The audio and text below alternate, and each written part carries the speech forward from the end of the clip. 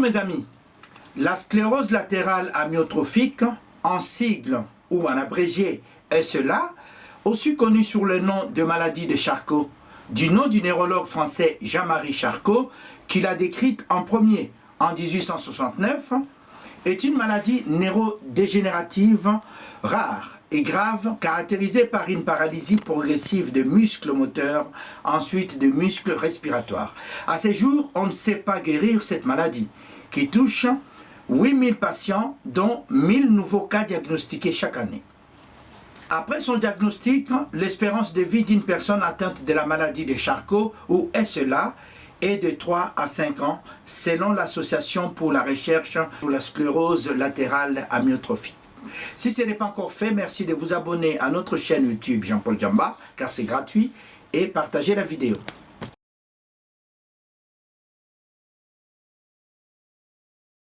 La sclérose latérale amyotrophique, encore appelée la maladie de Charcot, SLA, est une maladie neurodégénérative du système nerveux qui touche à la fois le système nerveux central et périphérique, et qui est due à l'atteinte de ce qu'on appelle les motoneurones, qui sont responsables de l'ordre qui est donné aux muscles de se contracter, et cet ordre relayé au niveau de la moelle épinière.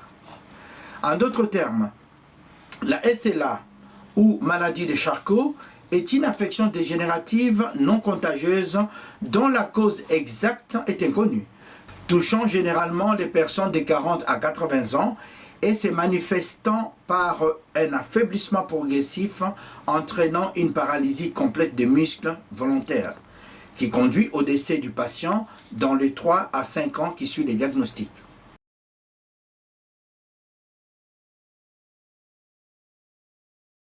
Les causes précises de la maladie de Charcot demeurent inconnues. Néanmoins, plusieurs pistes sont explorées. Il est pensé que la maladie de Charcot est probablement multifactorielle, faisant intervenir le facteur génétique dans une minorité des cas d'une part, d'autre part des facteurs environnementaux ou toxiques sont étudiés pour leur possible implication dans le déclenchement de la maladie. Et au niveau biologique, la SLA est causée par une dégénérescence des motoneurones qui sont des cellules nerveuses qui contrôlent les muscles.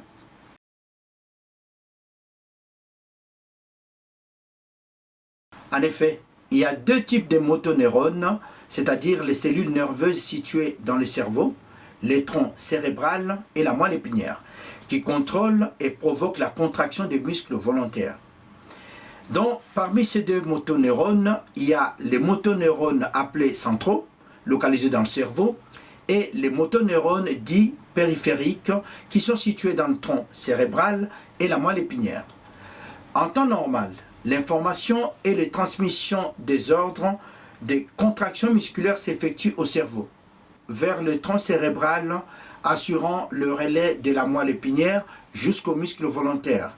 Le muscle volontaire qui nous aide à marcher, à parler et à respirer. Dans le cas de la maladie de Charcot ou SLA, les motoneurones supérieurs des formes bulbaires et les motoneurones inférieurs des formes spirales dégénèrent et meurent, cessant ainsi d'envoyer le message au muscle. Et le muscle étant incapable de fonctionner comme il faut, s'affaiblissent et au fur et à mesure s'atrophient. En d'autres termes, en cas de maladie, les cellules nerveuses qui commandent les mouvements volontaires, ces motoneurones, dégénèrent progressivement sans que l'on sache encore aujourd'hui le mécanisme précis conduisant à cette mort neuronale.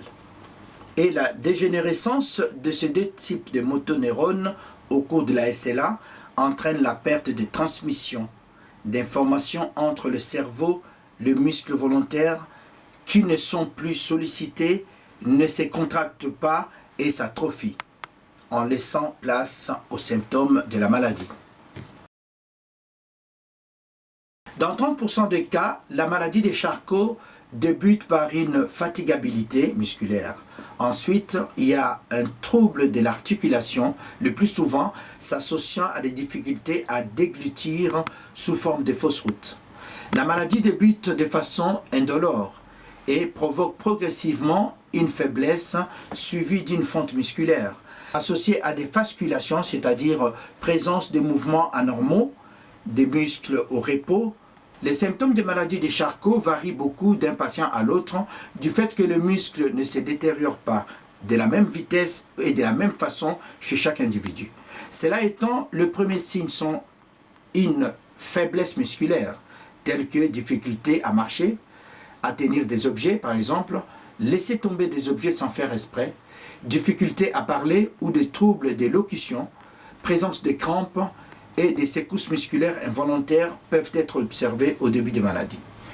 Au fur et à mesure de la progression de la maladie s'installe une incapacité à se servir de ce bras, à marcher, à manger, à parler et des difficultés autour de muscles de la région de la bouche et de la langue, ainsi que des muscles respirateurs avec le temps.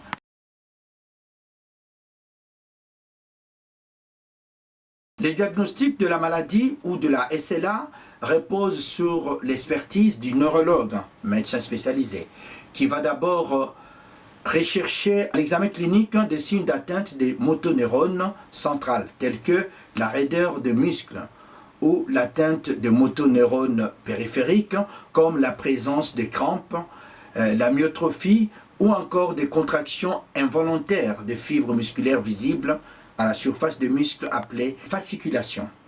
Cet examen clinique est complété par un électromyogramme qui permet d'enregistrer le signe électrique entre les neurones et le muscle, dans le but de mettre en évidence une perte de commande nerveuse de certains muscles du bulbe, des cervicales et des vertèbres lombaires.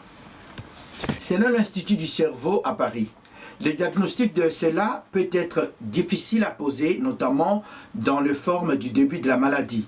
Les neurologues posent un diagnostic différentiel qui résulte à l'élimination d'autres pathologies du système nerveux pouvant entraîner des troubles moteurs, ce qui prend généralement 1 à 2 ans après le début des signes.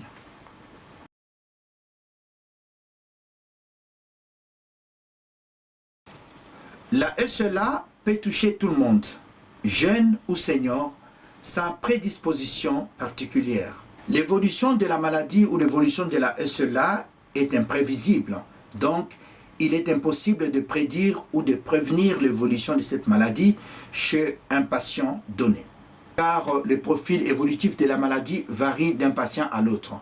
Dit autrement, l'évolution se fait toujours vers l'aggravation des déficits, mais à une vitesse variable de quelques mois à plusieurs années selon les individus, entre l'apparition du premier symptôme et le décès. Cette maladie se déclare souvent à l'âge adulte, entre 49 et 70 ans, et va évoluer en moyenne en 3 à 5 ans vers une paralysie complète de muscles et conduire finalement au décès du patient par l'insuffisance respiratoire.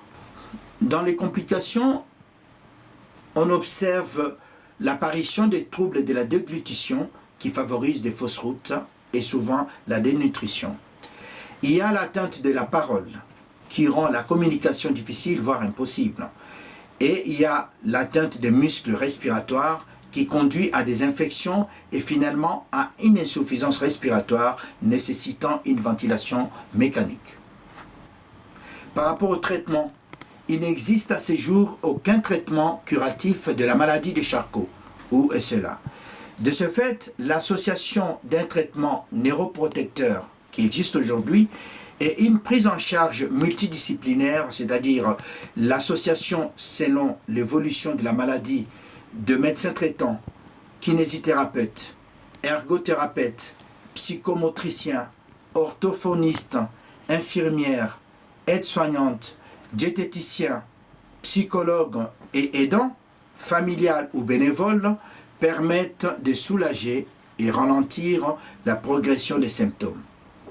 Je termine cette émission par les conseils de ma mère qui me disait en tête et là que papa d'Embakin de Kamanyamase, ce qui veut dire en français papa être en bonne santé, est beaucoup mieux que d'avoir un bon repas composé du riz, de la viande et du poisson. Merci.